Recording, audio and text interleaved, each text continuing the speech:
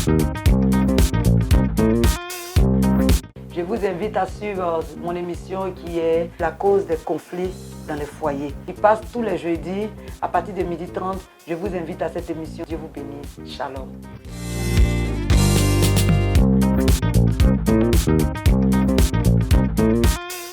Shalom, shalom. Soyez bénis au nom de notre Seigneur Jésus-Christ de Nazareth. Nous sommes encore à notre rendez-vous de ce jour. Tous les jeudis, nous nous retrouvons. Shalom à tout le monde. C'est la prophétesse Oku Antoinette Déborah de la mission évangélique internationale Bethel, Cisa Azito. Shalom à tout le monde. Shalom au professeur, au docteur Joan Bazelet depuis Miami. Que Dieu te bénisse, serviteur de Dieu, grand homme de Dieu, que Dieu te bénisse. Je veux dire shalom à tous les enfants de la Meille Bethel. Shalom à Kairos TV officiel. Shalom à tout le monde. Shalom à Pasteur Badé depuis Paris, que j'appelle affectueusement Papi. Shalom à ma soeur Prospérité. Shalom à toutes les femmes des femmes CNPC. Je vous dis shalom à vous toutes. Je dis shalom à tous ceux qui nous écoutent. Soyez bénis au nom de notre Seigneur Jésus-Christ de Nazareth. Nous allons démarrer notre émission. Et avant de faire toutes choses, nous allons prier. Nous allons recommander toutes choses au Seigneur. Et nous savons que le thème de l'émission, c'est les causes des conflits dans le mariage. Nous savons que dans le foyer, il y a beaucoup de problèmes, il y a beaucoup de soucis. Et Dieu m'a fait la grâce un peu avec une petite portion de ce qu'il peut m'apprendre à pouvoir expliquer ce qui se passe dans le foyer, comment est-ce que nous devons appréhender les choses. Donc voilà un peu le but de cette émission qui fait que nous nous retrouvons chaque jeudi. Donc que Dieu vous bénisse. Nous allons prier avant toute chose, recommander l'émission au Seigneur. Éternel, notre Dieu, notre Père, nous voulons te dire merci, nous voulons bénir ton nom. Nous voulons te dire merci Seigneur pour ce temps d'antenne. Nous voulons te dire merci encore pour tes enfants qui sont à l'écoute. Nous voulons simplement que ton esprit soit présent afin de nous conduire, afin de nous guider, afin de nous orienter, afin de te manifester puissamment pour redresser, Seigneur, pour amener, Seigneur, des témoignages dans les vies des gens. Nous voulons te dire merci, que ton esprit soit présent, que ton esprit soit présent au nom de Jésus. Amen. Shalom à tout le monde. Nous allons continuer notre émission. Et comme je l'ai dit, c'est la cause des conflits dans les foyers. Et nous savons qu'il y a beaucoup de soucis dans les foyers, il y a beaucoup de problèmes dans les couples. Et nous avons dit qu'il y avait deux volets dans cette affaire. Il y avait le volet physique et puis il y a aussi le volet spirituel. Le volet physique, et comme on a dit, chacun de nous va faire son effort pour pouvoir améliorer. L'orgueil ne doit pas avoir sa place en amour. Le moi ne doit pas dominer. La femme doit être soumise. L'homme aussi doit être attentif. Il doit aimer sa femme. Et ensemble, nous allons gagner dans les foyers. Maintenant, nous avons entamé le volet physique. Et nous avons dit que le volet physique était beaucoup plus complexe parce que le volet spirituel, pour le régler, il faut être aussi spirituel pour pouvoir régler les problèmes spirituels. Et nous allons commencer l'émission aujourd'hui. Je veux dire aux personnes qui veulent poser des questions qu'elles sont libres de pouvoir poser des questions depuis le début. C'est les personnes que nous suivons depuis le début, même si c'est des anciennes questions qu'elles avaient gardées quelque part. Je suis là, je suis à l'écoute. On peut toujours le faire, on peut toujours poser des questions, demander si tu as un souci dans ton couple, si tu ne comprenais pas quelque chose. Parce que nous avons vu beaucoup de choses. Et nous nous sommes rendus compte que le volet spirituel, nous avons parlé des fondements.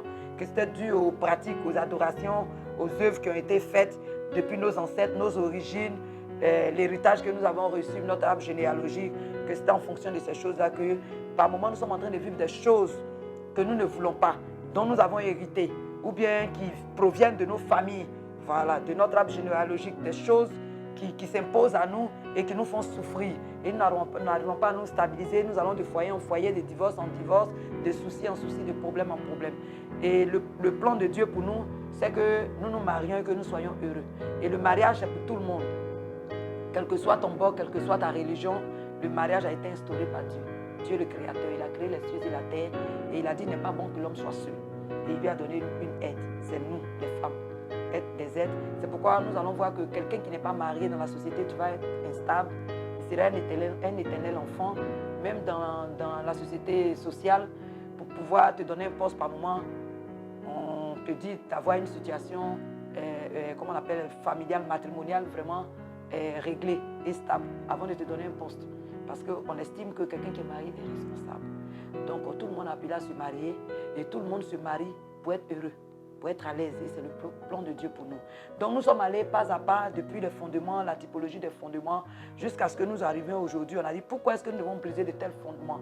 Et nous avons expliqué pourquoi nous devons briser de tels fondements. Et que Dieu avait suscité des juges, Dieu avait suscité des gens, des hommes de Dieu que nous sommes, pour pouvoir prêcher la vérité, pour pouvoir aider les personnes, pour pouvoir communiquer des choses aux personnes, leur donner des conseils pour qu'ils puissent réussir dans leur foyer. Et nous avons dit pour pouvoir nous en sortir, il fallait faire la repentance. Et surtout la repentance d'identification. Nous avons donné l'exemple de Daniel, Daniel 9. Nous avons donné l'exemple aussi de Néhémie 9 et puis d'Esdras chapitre 9. Vous pouvez méditer là-dessus pour voir comment est-ce que ces personnes-là, qui sont censées être des personnes justes devant Dieu, sont intervenues, ont fait des intercessions, mais en s'impliquant dans les choses. Pour dire que comme nous venons de ce peuple, nous venons de cette famille, c'est que nous aussi, nous sommes influencés par ces choses. Voilà pourquoi nous nous sommes retrouvés en déportation, quand bien même que nous soyons justes. Donc voilà un peu les techniques que le Seigneur m'a mis à cœur de montrer à toute personne qui depuis longtemps nous suit, qui a envie de s'en sortir, qui se demande mais comment faire pour pouvoir m'en sortir? Quelles sont les prières que je dois faire? Qu'est-ce que je dois faire? Voilà un peu ce que nous avons vu la fois dernière. Et nous avons tiré une conclusion partielle. Et dans la conclusion partielle, nous avons dit que quand nous avons vu la typologie de nos fondements, les fondements basés sur l'eau, sur la poussière et sur le sang, nous avons dit que les fondements posés sur la poussière, sur les eaux, sur le sang, sont en général les conséquences des alliances, des autels, des adorations des esprits maléfiques. Et que tous ces actes ou ces actions posées par les ancêtres pèsent sur la descendance, qui va ensuite entraîner toute une nation, toute une famille, tout un pays, voilà, dans la captivité. Et nous avons dit ça et nous avons essayé d'expliquer qu'est-ce que c'est que la captivité. J'ai donné la définition de la captivité la fois dernière. J'ai dit que la captivité, c'était l'état de quelqu'un qui se trouve dans les liens de l'esclavage contre son gré, sans qu'il ne le veuille. C'est quelqu'un qui se trouve en cage par des forces invisibles et qu'il existait deux types de captivité. Il y avait la captivité physique, c'est celle-là qui est infligée, on peut dire par l'homme, et que sa période peut être déterminée. C'est ce que nous appelons la prison. Comme chez nous, ici en Côte d'Ivoire, on veut parler de la maca. Ça, c'est la captivité physique. Elle est limitée. Et puis, il y a la captivité spirituelle. La captivité spirituelle, on a dit que la captivité spirituelle, elle a une période indéterminée, jusqu'à ce qu'elle soit brisée, jusqu'à ce qu'elle soit rompue, jusqu'à ce que tu prennes conscience, elle est illimitée. Et elle est spirituelle.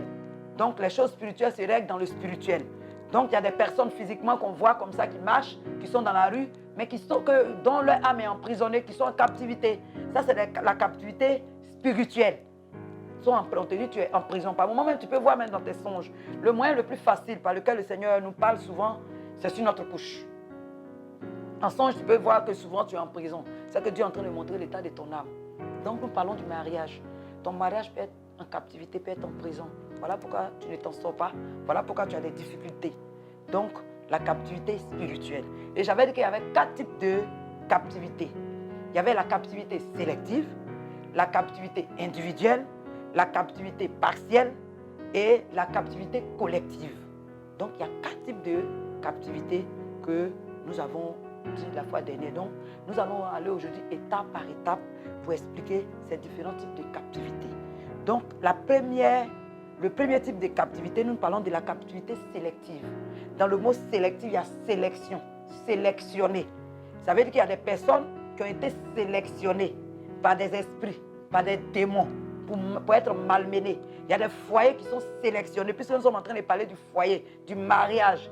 Ton foyer a été sélectionné depuis ta naissance, dans ta famille, puisqu'on a dit que ces différents types de fondements vont entraîner toute une famille, tout un pays, toute une nation dans la captivité. Donc, on parle de la captivité sélective. C'est-à-dire que tu as été sélectionné au milieu de ta famille, au milieu de ton peuple, voilà, de ton pays. Toi, tu as été sélectionné ou bien ta famille a été sélectionnée. Dans la région, même peut-être que c'est ta famille qui a été sélectionnée. On ne sait trop pourquoi. Mais tu as été sélectionné dans ta famille et à toi que le malheur va arriver. Donc tu vas voir que dans ta famille, c'est toi ceux qui a des problèmes, tu n'arrives pas à te marier, comme on le dit, tu es le mouton noir de la famille, tu n'arrives pas à travailler, tu n'arrives pas à avancer, tu n'arrives pas à évoluer, tu n'arrives à rien du tout. C'est ça la captivité sélective. Donc la captivité sélective, c'est une captivité où tu es accusé forcément, tu peux être accusé forcément pour les fautes que tu n'as pas commises où tu es sélectionné, tu peux faire même la prison comme ça pour une faute que tu n'as pas commise. Tu vas voir qu'il y a des situations bizarres t'arrivent. Tu vas voir que dans la famille, c'est chez toi que rien ne va. Tu vas voir que dans la famille, tout le monde a réussi à se marier, mais toi, tu n'arrives pas à te marier. On parle de sélection. Tu as été sélectionné. On a trié sur le tas et puis c'est toi qui as été choisi. Il y a des personnes comme ça. Et tu vas voir que dans la famille, tu te dis, mais pourquoi c'est moi? Donc, quand c'est comme ça t'arrive, c'est que on peut parler de captivité sélective. Ton foyer a été sélectionné, il a été dit quand les esprits, tes parents ont eu à adorer les esprits. Dans la famille, on dit, bon, telle personne, lui, on vous le donne en sacrifice. Lui, il ne doit jamais réussir, ou bien elle ne doit jamais se marier, ou bien il ne doit jamais se marier, il doit rester comme ça. Donc, tu vas voir que dans la famille, à chaque fois que toi, tu vas vouloir aller te marier, il va y avoir un souci. Et tu vas voir que chez tout le monde, ça va. Ou bien tu vas voir que vous allez voir que dans la région, tout le monde, ça va chez tout le monde dans la région, mais c'est ta famille, parce qu'on parle de sélection. On a dit que ça peut entraîner toute une famille, toute une maison, tout un village, ou toute une région, tout un pays. Donc, quand on parle de sélection, ça veut dire qu'au milieu de tout ce peuple-là, peut-être que c'est vous qui avez été choisi par des démons. À cause des adorations, à cause de la désobéissance, à cause de ces pratiques, vous avez été sélectionné quelque part par un esprit et qui vous a assujetti, ou bien qui a assujetti une personne dans la famille, une seule personne, et puis on malmène la personne. Donc c'est ça la captivité sélective. Tu as été sélectionné dans la famille. Je vais donner un témoignage. Quand on était encore plus jeune, on avait un frère avec nous, qui est un grand frère du quartier, et puis un jour comme ça, il était en quête de boulot, il avait des grands diplômes, ça n'allait pas chez lui. Ça allait chez ses frères, ça allait chez ses soeurs dans la famille. Mais lui, ça n'allait pas du tout chez lui. Il n'arrivait même pas à se stabiliser. Même dans le foyer, même dans le boulot. Et puis, il allait au plateau. Il avait un rendez-vous de boulot. Il avait ses dossiers en main. Il est allé. Il était vers la rue du commerce. Et puis, on entendait des gens. On dit, il y a eu un braquage dans le secteur. Et les gens couraient de partout. Et puis, les gens couraient. Il entendait le voilà, le voilà. Donc, lui, il se mettait de côté pour laisser passer les gens qui disaient le voilà. Et puis, on s'est saisi de lui. On dit, non, c'est voilà un de leurs. Il porte la même chemise, c'est le même visage. Elle lui dit, non, c'est pas moi, je suis venu pour un boulot et tout et tout. Le témoin dit, non, c'est toi, on t'a vu. Et c'est comme ça, on s'est saisi de lui et puis on l'a emmené en prison. Ses parents ont lutté, on a tout fait, ils ont tout essayé, voire même leurs relations, ils ont tout essayé. Il a été emprisonné. On lui dit de citer le nom de ses complices. Il dit, je ne les connais pas. Je ne suis mêlé ni de loin ni de près à cette histoire. Voici mes papiers, j'ai allé chercher du boulot. Il a été emprisonné. Et il est resté en prison, il n'a pas été jugé. Ils l'ont emmené même dans la prison la plus difficile à Dimokro. Et il est décédé dans la prison. Quand il est décédé après, son père est tombé gravement malade. Avant de mourir, son père a confessé que c'était lui qui avait fait ça. Que dans leur monde là-bas, on lui avait demandé de prendre quelqu'un parmi ses enfants. Et c'est lui qui a été voté, comme je peux le dire, je peux m'exprimer terre à terre. Il a été voté. Donc c'est ça la captivité sélective. Donc il a fait la prison pour une faute qu'il n'a pas commise. Et il est mort en prison, il n'est pas sorti de là-bas. C'est ça la captivité sélective. Tu vas voir que toi, c'est des choses bizarres qui t'arrivent. Des accidents bizarres, des situations bizarres. Là où tout le monde va et puis ça va. Quand toi tu arrives pour toi, tout se gâte. C'est toi qui perds souvent de l'argent. C'est toi qui perds des papiers importants. Quand on t'appelle même pour aller faire un entretien de travail, tu vas te rendre compte que ce jour-là, ta voiture va faire un accident. Le véhicule dans lequel tu montes va faire un accident. C'est toi quand on veut t'épouser, quand l'homme veut se prononcer, soit l'homme meurt ou l'homme tombe malade, ou bien une situation bizarre arrive à la personne. L'homme aussi c'est pareil. La fille que tu veux épouser, soit une situation pareille va arriver à la fille, ou bien à chaque fois que tu veux te marier à une fille, il va se trouver que c'est une mauvaise fille. En réalité, ce n'est pas que c'est une mauvaise fille.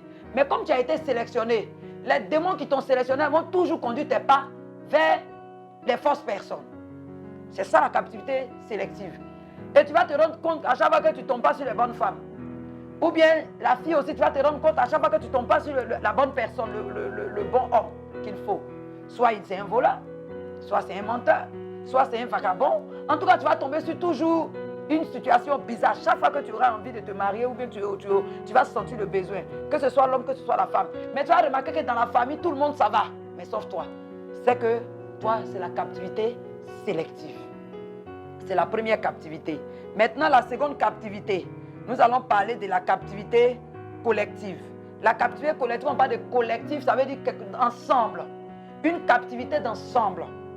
Donc, cette captivité-là, c'est une captivité dans laquelle toute ta famille ou bien tout ton village, ou bien tout le pays a été mis. C'est pourquoi vous allez vous rendre compte qu'il y a des villages où là-bas les femmes ne se marient pas. Ce n'est pas forcément qu'ils ont adoré l'eau ou quelque chose, mais ce village-là, toutes les femmes sont en captivité. C'est une captivité collective. Dès que tu viens de cette région, dès que tu viens de ce village, vous êtes indexé pour des femmes qui ne se marient pas. Ou bien des villages qui sont indexés, les femmes qui sont indexées pour des femmes infidèles. Il y a des régions où des femmes sont indexées pour des femmes infidèles. Où des hommes sont indexés pour des hommes infidèles. Il y a des régions où des familles où, avant même dans les villages, on te dit non, on ne va pas te marier dans cette famille. Hein, parce que si tu vas te marier, voilà comment les femmes se comportent. Ou bien voilà comment les hommes se comportent, cette famille. Ça, c'est une captivité collective. Ça veut dire que c'est une captivité dans laquelle toute la famille est. Et on a l'impression que toute la famille, ou bien toute la région, ou bien tout ce village a carrément le même comportement, la même attitude, la même manière de faire dans le foyer. Quand les femmes vont se marier dans cette famille, vous allez voir qu'elles ont le même comportement avec les hommes. Quand c'est les hommes aussi, c'est pareil. Quand c'est le village, on va dire les gens de ce village-là, voilà comment ils se comportent. C'est que ce village-là est en captivité parce que les parents sont allés adorer. Les parents sont allés, ils ont fait quelque chose. Les parents sont allés, ils ont posé des actes. Ils ont fait, il y a eu des situations. Et puis, on ne peut pas on n'arrive pas à se marier. Donc voilà un peu ce que je peux dire concernant la captivité collective. Donc on va parler maintenant de la captivité, comment on appelle la captivité individuelle. La captivité individuelle, c'est cette captivité-là qui concerne une seule personne. C'est-à-dire que c'est une malédiction individuelle. Ça ne concerne pas mon frère, ça ne concerne pas ma soeur, ça ne me concerne pas, ça ne concerne personne du tout. Et c'est moi seul que ça concerne. Donc, voilà un peu cette forme de captivité-là. Voilà un peu cette forme de captivité-là dont je veux parler. C'est moi-même personnellement que ça concerne. Ça ne concerne personne d'autre que moi. C'est moi seul, individuel. Donc, dans la famille, on peut jeter moi seul, je peux être le célibat chronique peut s'abattre sur moi. Le célibat chronique peut s'abattre sur moi. Ça peut s'abattre sur mon frère. Ça peut s'abattre sur quelqu'un. Ça peut s'abattre sur ma soeur. Mais ça ne me concerne en rien. On parle de individuel. Individuel. Ça veut dire un individu. Ça ne concerne personne d'autre que moi seul. Donc, le quatrième type de captivité, c'est la captivité partielle. Cette forme de captivité-là, on parle de partielle. Ça veut dire que ce n'est pas tout le temps. C'est de temps en temps. Cette captivité-là, c'est de temps en temps. Elle est partielle et elle n'est pas tout le temps. C'est de cette captivité-là qu'il s'agit. C'est une captivité partielle. Donc, j'explique. Cette sorte de captivité-là consiste. Ça peut mettre, par exemple, je prends l'exemple d'un homme de Dieu. Nous allons voir que un homme de Dieu, par exemple, que Dieu utilise puissamment. Mais quand Dieu finit de l'utiliser, on va se rendre compte après que, une fois qu'il a déposé la Bible, soit il retourne dans le monde, ou bien soit il s'en fait des choses dégradantes. Un chrétien, il est chrétien, il aime le Seigneur, il jeûne, il prie, il fait tout ce qu'il y a à faire. Mais on va se rendre compte que quand il finit, il sort de l'église, lui-même il ne sait pas pourquoi. Mais on peut le retrouver soit chez une prostituée, on peut le retrouver en train de voler, on peut le retrouver dans les choses bizarres. On appelle ça une captivité partielle. C'est-à-dire un côté de lui est pour Dieu et puis un côté de lui, c'est le diable. Ça on appelle la captivité partielle. Donc, la personne peut être remplie du Saint-Esprit par moment, mais pas tout le temps. Voilà. Et souvent on n'ose pas dire, exemple de Saül. De temps en temps, il y a des moments où Saül devient lucide. Il y a des moments où il a vu qu'il y a un esprit malin qui est venu posséder Saül. À cause de la désobéissance, il y a un esprit malin qui est venu posséder Saül. Et quand l'esprit là vient, Saül est désagréable. Par moment même, il se déshabille ou fait des choses. Il voulait même tuer David. Ça, c'est la captivité partielle. Il y a des moments où Saül était possédé. Il y a des moments où Saül était lucide. Et quand il était possédé, il voulait même assassiner David. Il posait des actions, des actes qu'on ne comprenait pas. Voilà, ça veut dire que quand l'esprit arrive, quand le démon arrive, la personne ne se contrôle plus. La personne a des comportements. La personne pose des actes, la personne faire des choses qu'elle-même n'arrive pas à se contrôler. Voilà, donc cette personne n'a pas eu le temps de traiter ses fondements. Et ça fait que l'esprit a un droit sur lui. L'esprit a un droit sur lui, le cordon n'est pas coupé. La personne, c'est pas permanent, c'est passager, c'est de temps en temps. Ça, c'est la captivité, hein? La captivité partielle, c'est de temps en temps. Donc, je voulais d'abord parler de ces 4 types de captivité. Nous allons nous arrêter là. Et puis, la semaine prochaine, nous allons essayer de revenir là-dessus et puis permettre aux gens de poser des questions. Donc, voilà un peu les différents types de captivité dont il s'agit. En tout cas, shalom à tout le monde. Que Dieu vous bénisse. Que Dieu vous bénisse.